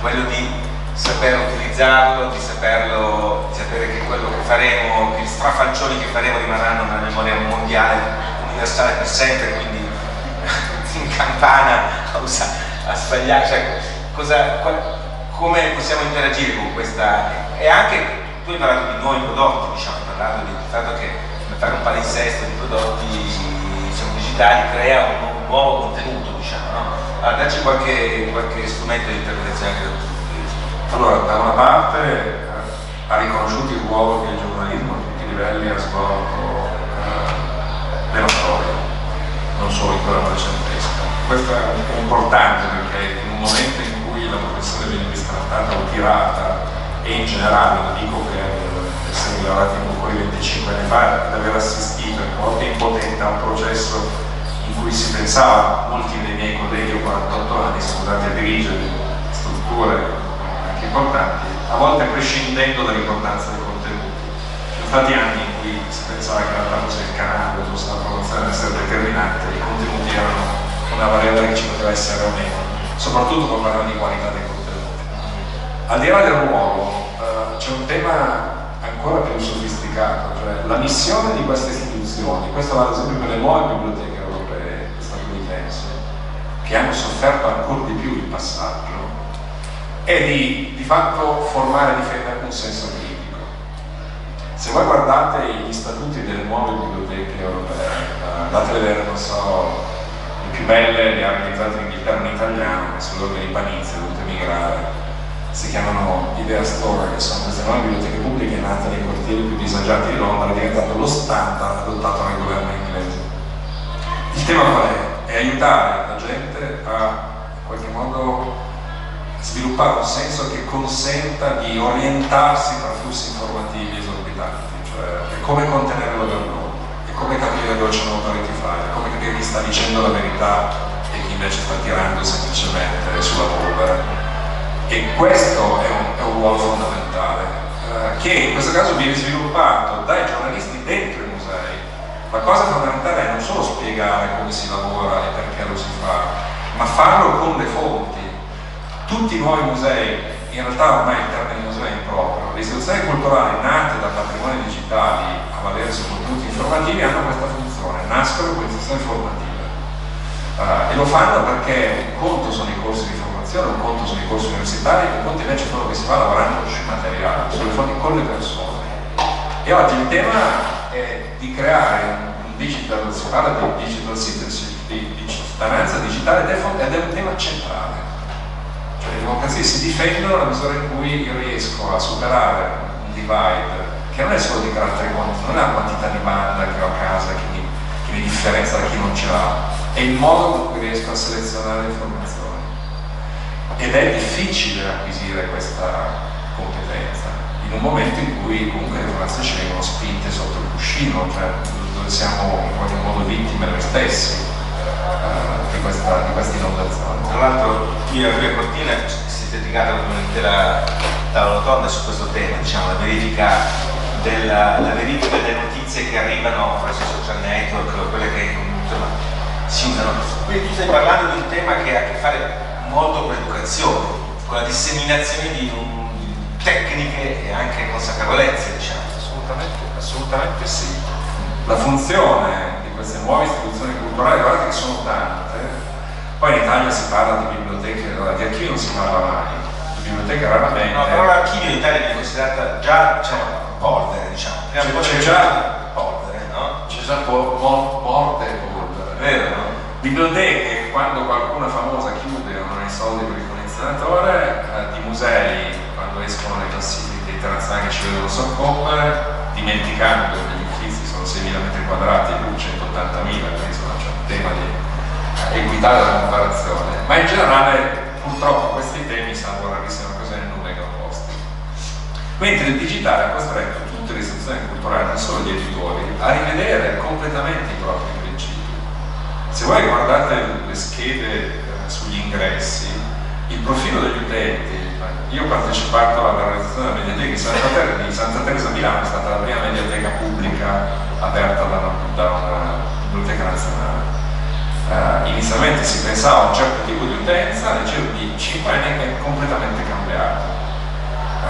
Per anni, finché l'utilizzo della mail e di Skype era gratuito, la mediateca era diventata il luogo in cui extracomunitari, in questo caso regolari, comunicavano con le famiglie, perché semplicemente approfittavano intelligentemente del servizio pubblico. Allora, questo ha costretto le biblioteche a domandarsi cosa faremo quando in realtà la nostra utenza televisale sarà scomparsa, cioè chi andava a prendere una copia della Gazzetta Ufficiale o prendere in prestito libri che oggi sono disponibili. Cioè Google Books mi ha cambiato la vita. Io non faccio più lo storico da 8-9 anni, ma finché l'ho fatto quasi a tempo pieno, per avere accesso a un testo da prendere il treno, prenotare, andare in nazionale a Firenze, sperare che non fosse tra gli alluvionati, è una condizione che potevate verificare solo che dopo che il commesso era andato ha detto non c'è, non è tra gli alluvionati, perché scornato tornava a casa. Oggi io trovo il 90% delle 500 italiane in formato PDF leggibile grazie a Google che peraltro la convenzione l'ha fatta con Monaco, adesso l'ha fatta anche con Firenze. Quindi questo, le riviste, banche dati oggi mettono a disposizione una quantità di riviste accademiche, ma non solo, che ti consentono da casa di accedere a una quantità di informazioni, in questo caso qualificate, inconcepibili. Al tempo stesso ci sono biblioteche storiche vuote, sono fascinosissime, ma se andate dentro non c'è nessuno. E quindi il tema è cosa ne sarà, cioè cosa devono fare per mantenere un senso. E quasi tutte le istituzioni si sono fortunatamente votate a un ruolo che c'era già ovviamente. Il Ministero dei Beni Culturali si è scorporato al Ministero dell'Istruzione solo nel 74, cioè era sotto la Minerva, gli archivi erano sotto gli interni, ma biblioteche e musei dipendevano dal Ministero dell'Istruzione. Quindi che ci sia una origine pedagogica è chiaro. Oggi bisogna reinterpretarla e se guardate l'attività che fanno molte biblioteche europee che lavorano soprattutto sui contenuti digitali sono collaborative, cioè a partire dal lavoro che fanno con le scuole, ma non solo, lavorano con tutte le categorie di età. Oggi c'è un tema di contenimento digitale anche anagrafico, quindi ci sono programmi per ultra 55 anni straordinari. Questo ovviamente ha cambiato il profilo delle persone che ci lavorano, perché per svolgere alcune cose dovete avere altri che non sono esperti che ti leggono l'impronto o un manoscritto greco. E quindi c'è stata una profonda trasformazione che è stata imposta dal digitale. Questo in Italia è arrivato un po' tardi e silenziosamente, ma comunque sta arrivando anche da noi, sta penetrando le scuole. C'è un tema oggi di capire come progettare contenuti informatici che sposino questa esigenza, ma sicuramente al di là della polemica sulla intellectual property, sulla replicabilità o sull'assenza di modelli di business che tutelino chi produce, sicuramente il digitale ha dato una svolta decisiva per cambiare proprio per sempre il modo in cui le istituzioni culturali fanno cultura. E quindi la questione non è ho l'app, non ho l'app, cioè quelle sono puttanate, ve lo dico con grande franchezza. Io lavoro col Getty da 10 anni, il Getty ha fatto un convegno l'anno scorso sull'abuso di tecnologie. La questione è questa: allora abbiamo introdotto l'uso di alcuni device per ridurre il livello di mediazione con le opere. Volevamo avvicinare i visitatori all'esperienza fisica reale. A distanza di 10 anni si sono resi conto, facendo analisi campionarie robustissime, che il 90% del tempo che la gente passa in mostra, il museo lo passa guardando con il cellulare. proprio device. E allora dove abbiamo... Non guardando l'app del museo, ma guardando il proprio No, cellulare. guardando in realtà tutte e due, perché poi cosa succede? Io guardo l'app del museo, ho davanti un'opera originale, invece di concentrarmi sull'unica occasione che ho per vederla davvero da vicino, sono come le foto in cui la gente non guarda la Gioconda, ma guarda il selfie. Ce ne sono di straordinari, il 95% delle persone non sta guardando, ma sta guardando il proprio selfie di spalle. Poi c'è Jay-Z con la fidanzata e tutti vanno a fotografare Jay-Z, che è più importante dell'opera dell'artista. Però c'è un tema oggi di abuso, cioè noi siamo qui, ce la veniamo, non abbiamo l'app. Cioè, l'app non è che risolve un problema di qualità dei contenuti, di rapporto, di autenticità del rapporto con l'opera, questo vale soprattutto per l'opera d'arte.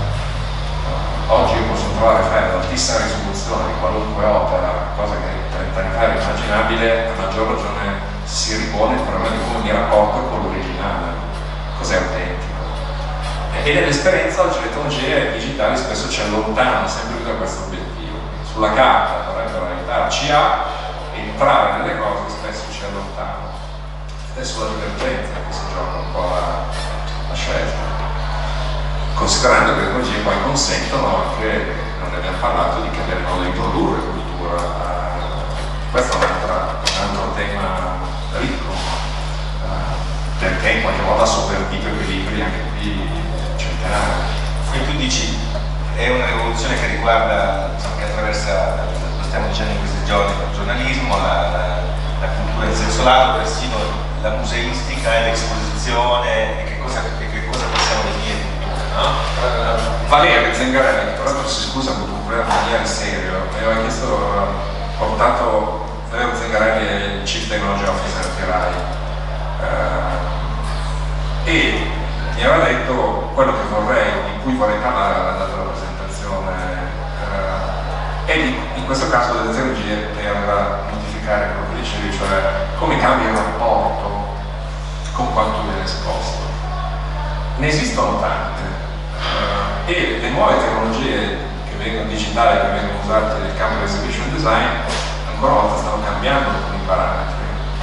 Ad esempio sovvertono l'idea di necessità di alcuni spazi per vedere alcune cose. Ci sono degli esempi visivi che si può mostrare? Sì, ce ne sono di bellissimi. Vediamo se ci sono dei video.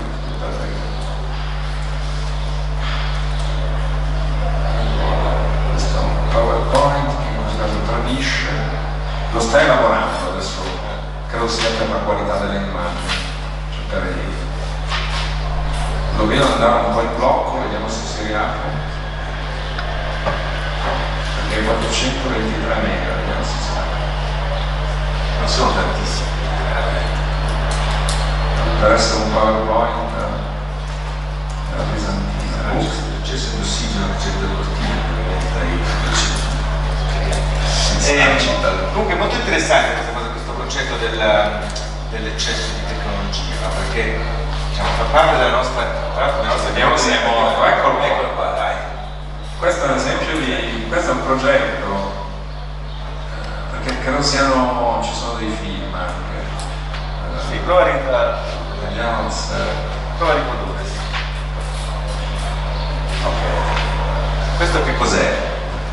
Allora, questo è un wall, questo è il museo di Cleveland, loro hanno sostanzialmente realizzato questo wall digitale, lungo 20 metri, dove sono presenti scaricabili gratuitamente tutte le opere del museo. Questo in realtà costringono da una parte, dalla PlayStation è possibile scaricarsi i materiali e rielaborarli, dall'altra oggi iniziano ad essere in qualche modo coinvolti gli utenti in alcune scelte curatoriali, cioè nella selezione delle opere, nella loro aggregazione all'interno di in qualche modo folder contenuti omogenei, in proposte all'istitutive. Questo ovviamente cambia il rapporto con i visitatori, che non sono più degli spettatori passivi, ma in qualche modo possono contribuire, al di là della retorica, a modificare il lavoro del museo, ma soprattutto consente di far vedere tutto ciò che normalmente non è fisicamente esposto. I musei mediamente scoprono l'8% di quanto possiedono, per i grandi musei si scende anche al 4%. Questo vuol dire che noi vediamo se abbiamo le forze per reggere i 35 km dell'Ermitage, i quindi se vediamo tutto vediamo il 5% di quello che è messo lì. Molto spesso vengono anche non esposte, ciò che non è esposto, ci sono delle ragioni specifiche per motivare la scelta che non esposto, in altri casi invece il digitale consente di recuperare le collezioni di riserva. Questi sono scenari immersivi in realtà aumentata, in cui si fanno vedere dettagli, perché molti musei archeologici adesso invece di trasportare originali vi fanno vedere l'inserzione, quello che c'è una mummia o quello che c'è una storia. Sugli scenari immersivi ci sono diverse cose abbastanza ancora deludenti per la qualità dei contenuti. Questa non è una maschera da immersione, no? No, però no, in realtà hai ragione, è una maschera per l'immersione. Poi non è una Cressi, parlando di marchi di alta gamma. Ce ne sono alcuni che vi consentono di vedere quello che fanno gli altri. Non voglio immaginare perché stia ridendo così con tanta entusiasmo questa ragazza che si sta a guardare. Ci sono due killer application che sono le solite in tecnologia, i giochi e il porno, quindi a voi l'opzione. Di solito i mercati con cui questi nuovi prodotti si mettono sono questi. Secondo me non sta giocando a poker, però diciamo. Vabbè, rimarrà un mistero. Rimane un mistero, c'è dello stupore, constatiamo. Questi sono eventi immersivi presi da una mostra che c'è stata anche a Milano. È un caso interessante perché la più grande produttrice, la più grande azienda al mondo che produce mostre interattive si chiama Grande Exhibitions. Loro nascono questa di post produzione e poi hanno realizzato questa mostra su Van Gogh che ha allarmato più di un purista. Ma in che senso? Nel senso, nasce da un accordo esclusiva tra Van Gogh Museum e questa società australiana che ne fa diverse, ed è questo, loro chiamano questa experience show, in realtà sono 35 minuti in cui ci si immerge nella vita e nell'opera di Van Gogh. Non c'è un'opera originale che sia una, ci sono ovviamente queste grandi proiezioni con poi un apparato musicale all'altezza dello show, l'idea è di provare a spettacolarizzare, per volgarizzare Devo dire, questo tipo di scenario fa apparire, diciamo, veramente vecchio qualunque studio televisivo, diciamo, quelli che sono sempre sembrati all'avanguardia, dell'ED, dove sono i LED, così, diciamo che la televisione potrebbe fare moltissimo. Lo constatavo anch'io vedendo, ho lavorato spesso, sono amico di Lorenzo di Manotti, sono andato a vedere il palco per lo spettacolo di Padova e l'Embol era quello più grosso, più grande che abbiamo mai visto, cioè vedere un 40x15 fa davvero considerare. Non 40 pollici, 40 metri. 40 metri. Allora vedere il L'Embol di che tempo che fa, per dire, sembrava uno dei più grandi, è una cosa che fa riflettere la gente. Queste tra l'altro sono proiezioni, oggi anche le tecnologie per le proiezioni. Ci sono i nuovi Lego seamless, sono spesso 1 millimetro e 1, e quindi costano ancora tanto, ma poi quello che un tempo costava la follia come proiezione oggi è totalmente cambiato. Quindi bisogna capire bene, tu dici da una parte attenzione perché il rischio di eccesso di tecnologia può cambiare la percezione e la lettura dell'arte, dall'altra dici guardate che le tecnologie digitali sono dei grandi strumenti di comunicazione se usati in maniera originale, perché qui in aspetto immersivo non c'è il quadro di Van Gogh un po' più grande, è qualcos'altro, diciamo, no? È un altro prodotto. È un altro serve suoni, immagini, tutto mischiato, diciamo, no? Serve la capacità di produrre da una parte nuovi formati, il digitale consente dall'altra immaginare contenuti che siano all'altezza delle potenzialità delle tecnologie, che è quello che spesso mancava.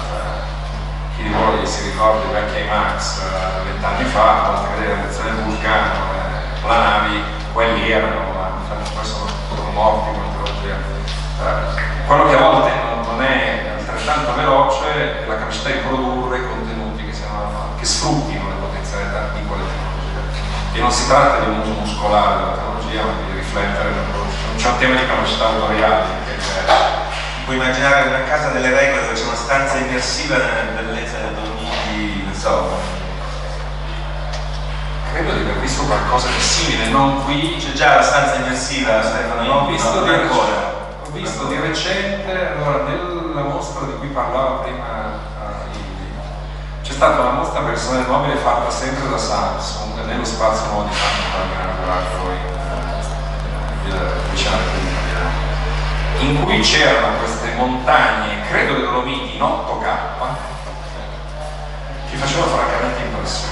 8K che è 4 volte l'attuale americanizzazione. Oggi siamo a 2K, la RAI intende c'è praticamente pochissimo ancora in alta definizione di 2K, si sta già parlando di telecamere di prodotti 4K, cioè il doppio di quello attuale, e già la Sony tira fuori degli strumenti a 8K, che significa che se uno gira un'immagine reale e la proietta sullo schermo praticamente un rapporto 1 a 1, l'originale si distingue dalla proiezione, quindi è una tecnologia che cambia quello che crea questa profondità di campo e tridimensionalità, veramente spaventoso. Ha qualcosa di, l'ho visto alla Biennale di Venezia oggi, quest'anno c'è il padiglione coreano che ha due o tre elementi di 4K, installazione video artistica veramente che fa sobbalzare. No, ma il tema è avere delle capacità editoriali, autoriali all'altezza, e quelle si inventano, cioè non è la tecnologia che le crea. Bene, se ci sono domande rapidissimamente, se no concludiamo qui, un po' di feedback da voi, se avete domande o questioni da sollevare. Il nostro attento pubblico è eccola, alzati dal sito che hai smontato prima quando parlavi dei ghetti di Venezia, i ghetti di e le persone guardavano il telefonino, ti sei toccato in... No, io dicevo l'esperienza dei ghetti a questo caso è quello di Los Angeles. Loro avevano verificato che l'offerta di strumenti, se vogliamo, a supporto della visita si era tradotto in un abuso che contraddiceva la ragione per cui avevano i prodotti. Quindi hanno deciso dall'anno scorso di ridurre al minimo, perché quanto più ricchi sono i contenuti premium che aggiungi rispetto, tanto maggiore la quantità di tempo che la gente dedica a quelli. Ormai noi tendiamo istintivamente a guardare quello che c'è nel palmo della mano, non quello che abbiamo davanti agli occhi. Questo è un problema. Parlavo del concerto di Giovanotti a Padova, guardavo la foto di quanti stavano in realtà, hanno passato tutto il tempo del concerto riprendendo. Pochissimi guardavano il palco, guardavano con esiti catastrofici perché non c'era campo neanche per le emergenze, perché nel raggio di 1 chilometro non si riusciva a mandare un messaggio, una cosa che succede ai concerti, e poi si vedeva una selva, diciamo sono gli accendini, in realtà erano il 90% di quelli che stavano sotto, cioè sul prato, ha seguito tutto il concerto guardando esclusivamente nel cellulare. C'è una sorta di rimbambimento collettivo, non so se è rimbambimento, perché poi ovviamente c'è una forma di condivisione che vanno studiate, cioè poi altre 3 persone su Periscope stanno guardando lo stesso concerto, Periscope da quel punto di vista pone altre domande, però è il fatto che l'esperienza vera è quello che facciamo con il nostro device. Poi abbiamo davanti i cantanti che vediamo una volta ogni 10 anni, dal vivo a 2 metri, non guardiamo lui in faccia che suda, guardiamo la telecamera. Bene, alle 7 punto un'altra domanda. Banalmente ma essenzialmente, perché è più bello, se è più bello, la mostra di Van Gogh ipertecnologica senza opere di Van Gogh? No, non è più bella. La cosa interessante è un'altra. Anche le mostre sono prodotti editoriali maturi, e come per molti prodotti editoriali ci sono prodotti diversi. Noi troviamo nella stessa edicola Segretissimo l'edizione Playard, anche mentre in Italia noi abbiamo avuto un concetto ultra elitario dove c'è un tabù dell'originale, oggi esistono soggetti che a fianco alla mostra prodotti originali ne offrono un altro che in realtà è un altro prodotto editoriale, dichiarando che non gli sono originali esposti, ma offrendo un altro tipo di esperienza, e lo fanno alla luce del sole. Non è più bello, è un prodotto diverso che affianca quello fatto dagli originali. La differenza è che per produrre una mostra con opere di Van Gogh originali oggi meno di 8-10 milioni non si spendono, con tutti i rischi del caso. Questa è una produzione intelligente che è costata 250.000 euro, l'ingresso a 2 euro non avevi. Però è sul tema della maturità dei prodotti editoriali. Loro si considerano publisher, quindi facciamo un altro lavoro, non competiamo con il RIS, facciamo un altro mestiere. Ultimissima domanda di là, adesso alzo pure. iniziare? No, due domande. Mi è solo sfuggita una cosa. Cosa dovrebbero diventare i bibliotecari? Dei talent. Dovrebbero rimanere degli educatori, questo è un po' degli educatori, cioè quello che fanno oggi non è facile, ma spesso ci riescono. Le biblioteche hanno due cose, poi lo dico per affetto. Sono state le prime istituzioni culturali in Italia costrette a cooperare, voi sapete che sono soggetto a un regolamento diverso. La cooperazione tra le biblioteche c'è da 40 anni. E al tempo stesso sono state quelle più attente a intercettare le bisogni emergenti delle comunità locali. Il fatto oggi di svolgere un servizio, in Inghilterra i corsi di lingua per i migrati li fanno le biblioteche, non fanno scuola. Sono dei punti di presidio fondamentali. E lo fanno bene, potrebbero anche farlo. Lo fanno anche da noi. Io ho insegnato spesso in corsi per bambini under 10, sono i corsi integrativi alle scuole e li facciamo. Quando abitavo a Modena li facciamo in biblioteca. 15 anni fa. Volevo chiedere se ci sono dei fondi europei da poter utilizzare di fare dei progetti di musei media anche del giornalismo, cioè per esempio di quelli europei così ce ne sono. Dobbiamo utilizzarli. Non credo, nel senso ad oggi non mi risulta. Cioè, ci sono progetti in musei che siamo di stare dell'editoria. Sul giornalismo non ho mai visto progetti di nessun tipo. A parte il progetto di RAI, che è un progetto che è partito con Locatelli, con De Mattei, ed era negli anni 90 il miglior progetto di digitalizzazione in assoluto del broadcast pubblico al mondo. Ed è stato riconosciuto come tale, poi che gli italiani lo sapessero è un altro discorso. Però è stato fatto Deve benissimo. anche essere un veicolo di lavoro, giornalista. Ma certo. È molto importante se venisse sviluppato, perché in questa crisi lavorativa che c'è nell'ambito giornalistico, il fatto che negli esempi musei europei in Olanda, in Inghilterra, eccetera, I giornalisti quelli che svolgono un lavoro autoriale. loro fanno da referenti, da aiuto per i frequentatori del museo. Quindi dovrebbe essere un bel veicolo anche di lavoro, credo. È un ottimo suggerimento, credo che sia anche, faccia parte diciamo, dello scopo di questa iniziativa, quella di creare noi le condizioni per ragionare su quello che potrà essere il nostro futuro. Bene, grazie.